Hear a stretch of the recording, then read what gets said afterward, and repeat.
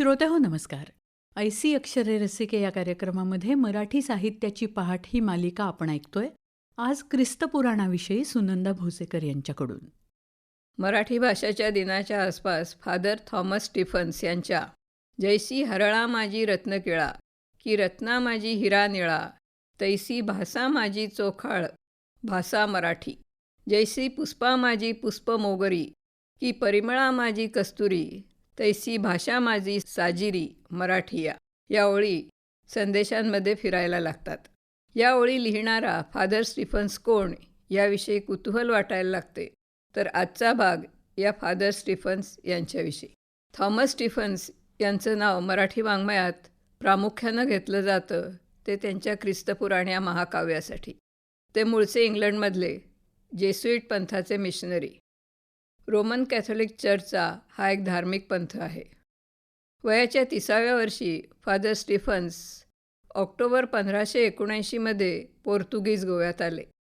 तेव्हापासून 1619 त्यांच्या निधनापर्यंत ते भारतात राहिले. मधली 2 वर्ष वसईतलं वास्तव्य वगळता ते गोव्यातच राहिले.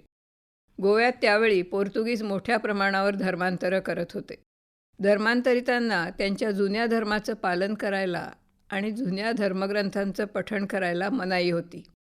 धर्मांतरितांना त्यांचा नवा धर्म समजावा आणि त्यांच्या नित्यपठणाची सोय व्हावी म्हणून स्टीफन्स यांनी मराठीत ओवी छंदात ख्रिस्तपुराण रचले. नवधर्मांतरितांना हिंदू पुराणं ऐकण्याची आणि पुराणं वाचण्याची सवय होती. या दोन्हीची सोय व्हावी म्हणून हे पुराण सुबोध भाषेत रचलं आहे. त्यात काही चमत्कार कथाही जोडल्या आहेत. त्यातल्या ओव्यांची संख्या 10,000हून अधिक आहे. हे पुराण आधी पोर्तुगीज भाषेत रचून नंतर त्यांनी स्वतःच ते मराठीत भाषांतरित केलं. ख्रिस्तपुराण 1616 मराठी भाषेत पण रोमन लिपीत प्रथम प्रसिद्ध झालं. स्टीफन्स यांना आपला ग्रंथ देवनागरीमध्ये छापण्याची इच्छा होती, परंतु देवनागरी ठसे उपलब्ध नसल्यामुळे ते रोमन लिपीत छापावं लागलं. त्याची मूळ मुद्रित प्रत आज उपलब्ध नाही. 1616 नंतर 1649 आणि 1654 ख्रिस्तपुराणाच्या आवृत्त्या प्रसिद्ध झाल्या.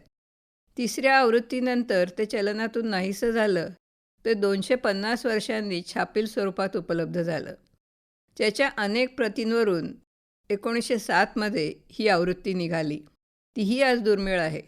ब्रिटिश म्युझियममध्ये असलेल्या एका प्रतीवरून फादर स्टीफन्स यांनीच देवनागरीत स्वतःच ते रूपांतर केलं असावं असं अनुमान निघतं. या पुराणाचे पहिले पुराण आणि दुसरे पुराण असे बायबलमधल्या जुन्या आणि नव्या कराराच्या धर्तीवर 2 भाग केलेले आहेत. हा ग्रंथ पद्यात आहे, पण त्याची प्रस्तावना गद्यात आहे.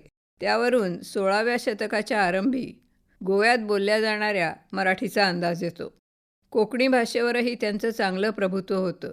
त्यांनी लिहिलेलं कोकणी भाषेचं व्याकरण त्यांच्या मृत्यूनंतर प्रसिद्ध झालं. फादर स्टीफन्स यांनी जरी धर्मप्रसारासाठी मराठीचा आश्रय घेतला असला तरी एका युरोपीय माणसाने मराठी भाषा आत्मसात करून इतकी मोठी काव्यरचना करावी हे अचंबित करणारं आहे.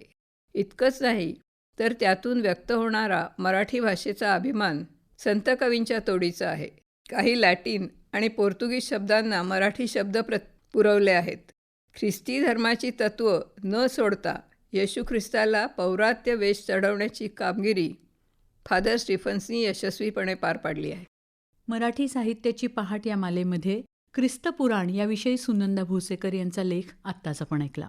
आणि याचबरोबर ऐसी अक्षरे रसिके हा कार्यक्रम संपला. या कार्यक्रमाला निर्मिती सहाय्य केलं होतं रोहिणी पाटील यांनी आणि सादरकर्त्या होत्या ज्योत्स्ना केतकर.